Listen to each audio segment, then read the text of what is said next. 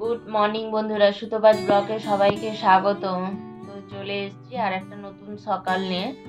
তো সকাল হয়ে গেছে, ঘুম থেকে উঠে পড়েছি। এই যে ঘুম থেকে উঠে পড়ে কাজটা সব কিছু শেষ হয়ে গেছে, তবে এখনো চা খাওয়া হয়নি। গেলে চা বসাবো, তখন চা করব, খাবো। তবে চাটা খাওয়া হয়নি। তবে এই যে কুচুমা আর তার বাবা ঘুম থেকে উঠে গেছে। তো উঠে গিয়ে ও বাইরেই ঘুরছে, আর কুচুমা ব্রাশ করছে সকালে উঠে। আর ওই বাইরেই বসছে। প্রথমে সকালে ওকে এই যে লেবু নুন জল দিয়েছি। তো লেবু নুন জল দেওয়ার পর বসছে। চা তৈরি করিনি, তো চা তৈরি করলে ওকে দিব। তো ওর লিকার চা আর আমাদের দুধ চা বলে দিব। যাই হোক, এই যে বিছানা আরো কিছু তোলা হয়নি, বিছানা সব এলোমেলো হয়ে পড়েছে। এই ব্ল্যাঙ্কেট আরো গায়ে দিয়েছিলাম, সবই এলোমেলো হয়ে পড়েছে। বিছানা আরো সেভাবে তোলা হয়নি। তো চলো তাড়াতাড়ি করে কাজগুলো সব সেরে নিই ঝটপট করে। আর করতেই যখন হবে তখন আর দেরি করে লাভ নেই। আর তার সঙ্গে সঙ্গে না ভালোও লাগছে না, ঘরটা একদম এলোমেলো হয়ে পড়েছে। ওই শীতের দিন হলে ওই ওর সোয়েটার, আমার সোয়েটার, বাচ্চার জামা কাপড় অনেক কিছু বেরিয়ে পড়ে, তো এই জন্য ঘরটা একদম এলোমেলো হয়ে থাকে, ভালো লাগে না। আর গুছাতেও সব সময় সময় হয়ে ওঠে না, তো গুছাতে আরো ওই জন্য এলোমেলো হয়ে থাকলে ভালো লাগে না। আর সত্যি কথা বলতে ওই এলোমেলো ঘর আমার একদমই ভালো লাগে না, কিন্তু তাও কি করব। যখন যতটুকু সময় পাই, ওই কুচুমাকে পড়াতে বসালে আরো যতটুকু সময় পাই তখন আমি ঘরটরগুলো গুছিয়ে রাখার চেষ্টা করি। কিন্তু তাও ওই যে আমার সোয়েটার, ওর সোয়েটার, আর সোয়েটার আরও তো একটা একটা করে নয়, সব দুটো তিনটে করে সোয়েটার। আর না না, ওই আলনাতেও ধরে না। আলনাতে জামা কাপড় এমনিতেই গরমের দিনে সব ভর্তি হয়ে থাকে। তারপর এই যে খাটের স্ট্যান্ড গুলোতে ওইখানে এরকম রাখতে হয়, একটা চাদর ওইভাবে রাখতে হয়। ঘরে গায়ে দেওয়া চাদর, বাইরে যাওয়া, ঘরে গায়ে দেওয়া, মোট দু তিনটে আমার চাদর, ওর চাদর, এরকম সব অনেকগুলো এরকম জমা হয়ে যায়। তো চলো তারপরে দেখা হচ্ছে। কি ঝটপট করে কাজগুলো করে নিই, কিছুক্ষণ পর আবার দেখা হবে তোমাদের সঙ্গে। তারপরে আমি চলে এসেছি কাজ টাজগুলো সেরে নিয়ে। তো ওইদিন পরোটা ভেজেছিলাম সকালে। পরোটা রাতের একটু আটা মাখানো ছিল, ওটা ফ্রিজে রেখে দিয়েছিলাম, দিয়ে সকালবেলা পরোটা ভেজেছিলাম। তো পরোটাগুলো মা খাচ্ছেন, আর ওই যে সোনাই বাইরে বসছে মার কাছে। তো মা শশাও খাচ্ছেন, মার কাছ থেকে শশা নিয়ে নিয়ে খাচ্ছে। যাই হোক, বা কিছুটা সময় ও এখানে আছে, আপাতত সময়টা কিছুটা কেটেছে। তো তারপর আমি রান্নাবান্না শেষ করে স্নান টান করে নিয়ে, খাওয়া দাওয়া করে নিয়ে, তারপরে এই যে রেডি হয়ে নিয়েছি টেলারিং ক্লাসে যাব বলে। তারপরে রেডি টেডি হয়ে নিয়ে জুতো পরে নিয়েছি। তো জুতো পরতে পরতে মনে পড়লো যে সোনাইর ওষুধটা আছে, ওর ওষুধটা খাওয়া হয়নি, তখন আবার ঘুরে গিয়ে ওকে ওষুধটা খাওয়ালাম। তো ওষুধ টষুধ খাইয়ে তারপরে নিয়ে এলাম। আর ব্যাগ ট্যাগ, জলের বোতল, সেগুলো সব নিয়ে চলে এসেছিলাম। কিন্তু কুচুমার সোয়েটারটাও থেকে গেছিলো। তো ও তো যাবে, আমার সঙ্গে ছাড়বেই না, ও কান্নাকাটি করে। আর এই কান্নাকাটি দেখে গিয়ে ভালোও লাগে না ওখানে। ওর কথা, ওর মুখটা শুধু মনে পড়ে কান্নাকাটিগুলো আরও দেখতে। তো যাই হোক, এই মোটামুটি রেডি হয়ে গেছি। তো রেডি হয়ে ওখানে সাইকেলটা দাঁড় করানো ছিল, তো সাইকেলটার কাছে চলে গেছি।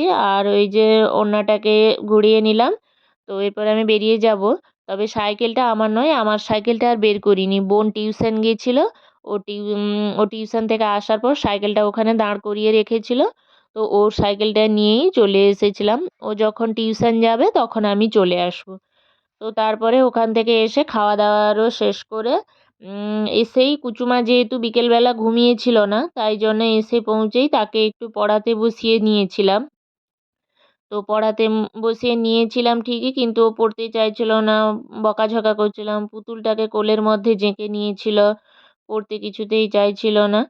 তো কিন্তু পড়তে তো একটু হবেই, না হলে পড়াগুলো আরও একদম ভুলে গেছে। আর এখন ছোট বাচ্চা তো, তাকে ঘন ঘন না ধরলে পড়াগুলো একদম ভুলেই যায়। তো কিছু যোগ দিয়েছিলাম, এই যোগগুলো অবশ্য আমি আজকে তুলিনি, তার আগের দিনই তার বাবা তাকে এই খাতায় যোগগুলো তুলে দিয়েছিল। তো যোগগুলো করেছিল না। তো আমি ওখানে বসে ওকে বসে, বসে যোগগুলো আরও কমপ্লিট করালাম। তারপরে একটু নতুন করে নামতাগুলো আরও পড়ালাম। পড়িয়ে টড়িয়ে সেরে তারপরে চলে এসেছি রান্নাঘরে। এই যে চা করব, তখনও কিন্তু চা খাওয়া হয়েছিল না। তো চাটা করব, কিছু জিনিসপত্র বাজার আনতে বলেছিলাম বাপিকে। বাপি বাজার নিয়ে এসেছিলেন। তো সেই বাজার টাজারগুলো একটু গুছিয়ে রাখতে হবে, ওই জন্যে চলে এসেছিলাম। তো চা তো করতে চলেই এসেছি, কিন্তু আর একটা সমস্যা হলো যে এসে যখন দেখি, তখন গ্যাসের কাছে যে চায়ের কৌটাটা থাকে, যেখান থেকে চা নিয়ে চা হয়, সে কৌটোর মধ্যে চা ছিল না, শেষ হয়ে গেছিলো। তো শোকেস থেকে কৌটোটা বের করে যেখানে চা রাখা থাকে সেখান থেকে চাটা ঢেলেছিলাম। ঢেলে নিলাম, দিয়ে তারপরে কৌটোটা তার মধ্যে রেখে দিলাম। তো ওই সময় কুচুমা এসেছিলো, দিয়ে ক্যামেরা চালিয়েছি দেখে ওই সময় একটু ক্যামেরার সামনে নেচে নিল। তো নেচে টেচে নিয়ে ও চলে গেল। তারপরে আমি শোকেসের মধ্যে চায়ের কৌটোটা আরও ভরে দিয়েছিলাম। আর হ্যাঁ, ওই দিন বিকেলেও একটু মাথায় তেল দিয়েছিলাম, যেহেতু তারপরের দিন সানডে ছিল। তো সানডেতে মাথাটা ধুবো বলে মাথাটাতে তেল দিয়ে দিয়েছিলাম।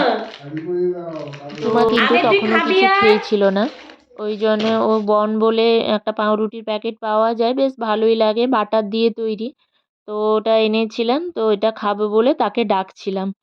আর এই যে বাজার টাজারগুলো তখন বের করে নিয়েছিলাম, বাজারগুলো খালিও করে নিয়েছিলাম, সব কিছু শেষ হয়ে যেগুলো যেগুলো শেষ হয়ে গেছিলো সেগুলো আনতে বলেছিলাম। ওই ছোলার ছাতু, চানাচুর, বিস্কিট, দু রকমের তেল, সয়াবিন আর বিট নুন, যেটা লাগে বাপি চায়ে খান।